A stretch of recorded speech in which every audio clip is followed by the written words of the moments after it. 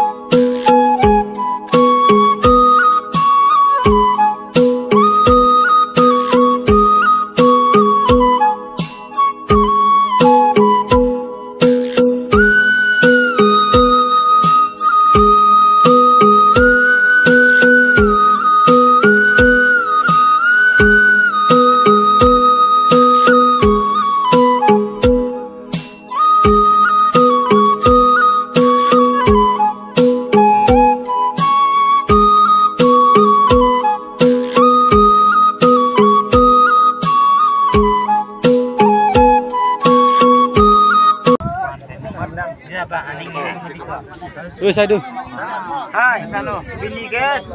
Bukan muda mesin tu deh. Ongsa, ongsu anak besar. Mesin tu berat deh pentah. Sandeng orang ke? Yo. Jok lo.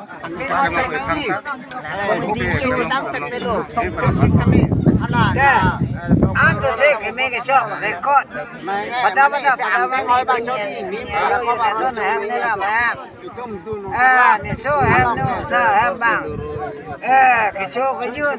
Pen aton pen la pen. Pen me que tam pen chini que cho bari bari.